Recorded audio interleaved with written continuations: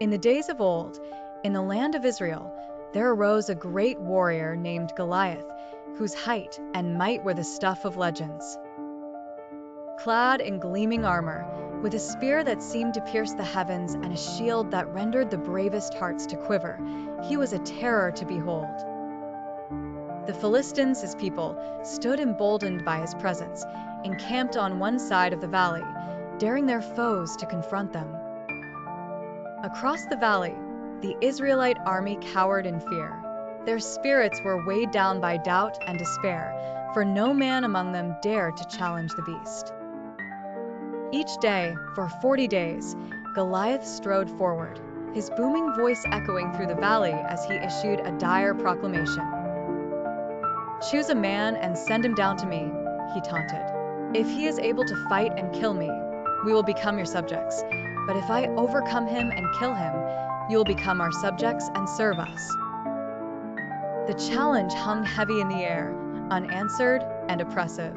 Among the Israelites, there was a shepherd boy named David. He was diminutive in stature and youthful in years, but his heart harbored a courage unfathomable.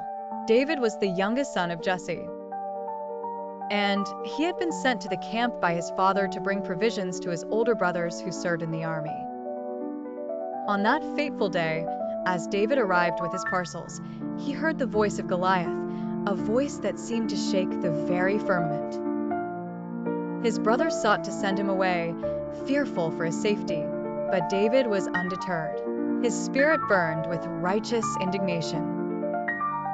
"Who is this uncircumcised Philistine that he should defy the armies of the living God?" he declared.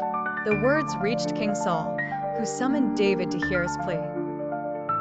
Before the king, David spoke with a fervor uncharacteristic for one so young. "Let no one lose heart on account of this Philistine. Your servant will go and fight him," he said. King Saul, taken aback, offered his own armor to the boy, but David rejected it. The weight and size were cumbersome, for David trusted not in the trappings of war, but in the strength of his faith and the skill in his hands. With his staff in hand and 5 smooth stones chosen carefully from the brook, David approached the battlefield. Goliath's laughter rang out as the giant beheld the unarmed youth. "Am I a dog, that you come at me with sticks?" he roared, cursing David by his gods. But David, steadfast and fearless, responded, "You come against me with sword and spear and javelin, but I come against you in the name of the Lord Almighty, the God of the armies of Israel, whom you have defied. This day the Lord will deliver you into my hands, and I'll strike you down and cut off your head."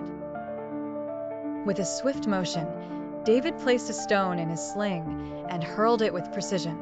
The stone struck Goliath on the forehead, and the giant fell to the ground with a thunderous crash.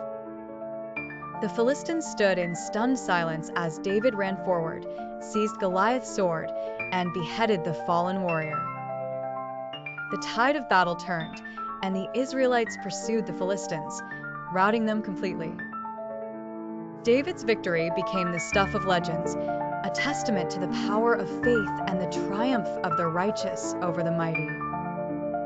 It was a day that resonated through the annals of history, where the smallest among men felt the greatest, and God's favor was shown in the purest form.